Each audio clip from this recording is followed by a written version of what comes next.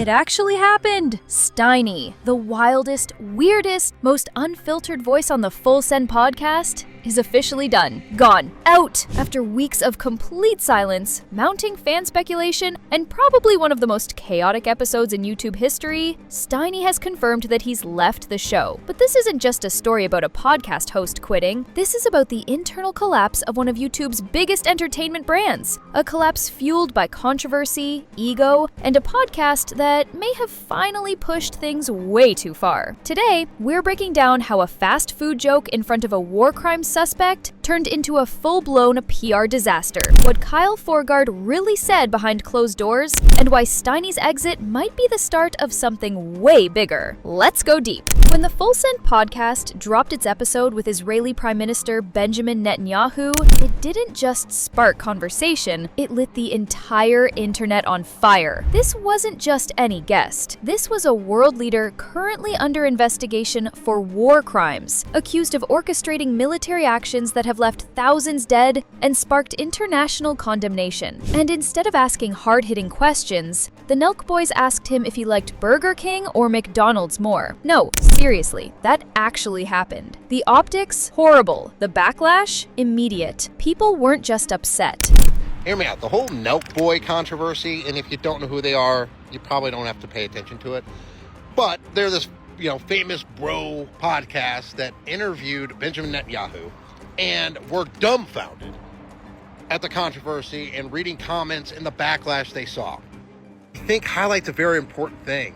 We need more bro-y guys to speak out. Ones that are left-leaning in those spaces like sports, gym, lifting, all that shit. Like, we need more of those voices who actually have an educated opinion, are in tune with the world around us, what's happening in this fucking country, to speak out. Actually, a major reason why I started posting and getting a little bit of a following on here. I, watch sports all the fucking time. I do the fantasy football. I fucking sports gamble. I go to the bars to watch the fucking big game. Speak out. We need it.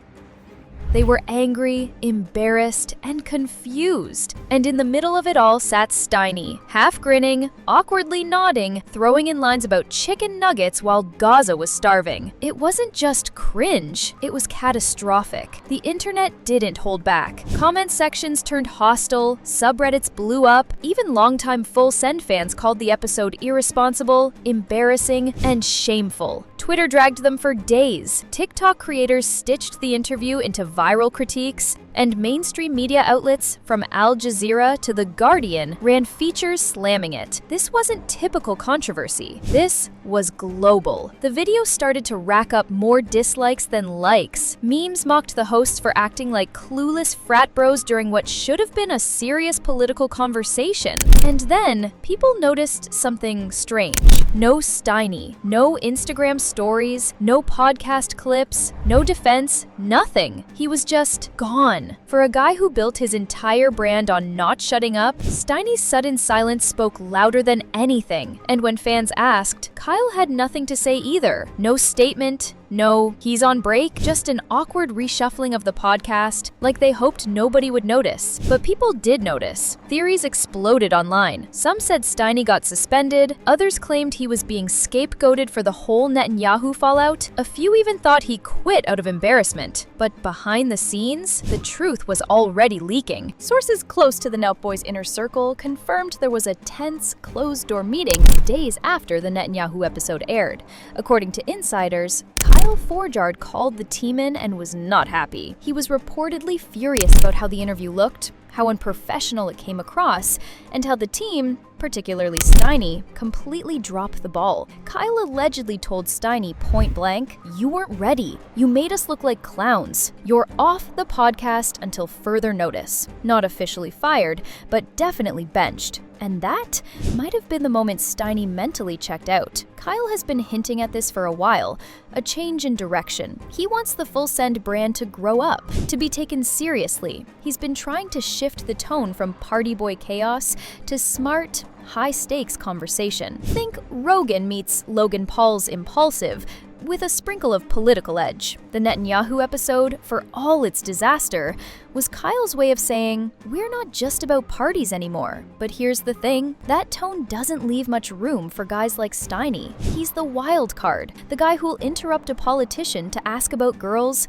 or ask Dana White about knockouts during a global pandemic. And Kyle, he's not laughing at that anymore. They recently tried to save face, then they had Bassem Youssef on their podcast, and fans weren't buying it one bit, with numerous comments being left stating things like, Steiny was chatting with a literal demon if he liked Booger King or not, but completely silent here, lol. Steiny is the perfect example of a man-child, stubborn enough to not be accountable for his actions, as he sat on this entire 1-hour podcast shamelessly, waiting for it to end. Appalled, I knew we were dealing with a biased, uneducated fool the moment I saw Steiny interact with Netanyahu. I expected nothing, and yet I was still shocked and disappointed by his performance on this podcast. This isn't just bad journalism, it's cowardice. If you're willing to laugh and nod along with a war criminal like Netanyahu, the very least you owe your audience is the decency to speak up when Bassem Youssef shows up with truth, courage, and conscience. Your silence isn't neutrality, it's complicity. As soon as Steiny's exit went public, the fanbase split like the Red Sea. Some people were celebrating, calling him dead weight,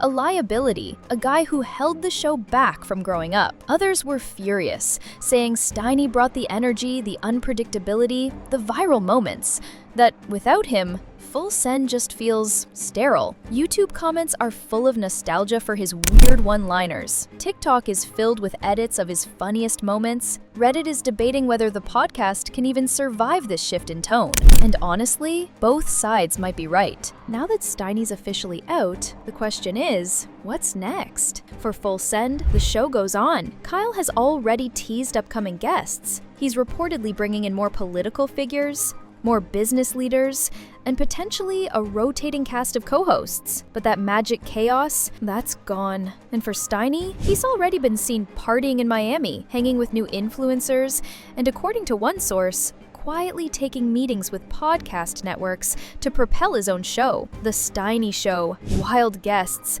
uncensored convos, and zero boundaries. Whether it'll work? That depends on whether Steiny can hold an audience without Kyle's platform behind him. Here's the real story. This isn't just about one podcast host quitting. This is about what happens when viral fame, brand building, and real-world politics collide. YouTube creators now have more power than cable networks. Podcasts can shape global conversations. And guys who used to chug beers on camera are now sitting across from presidents and prime ministers.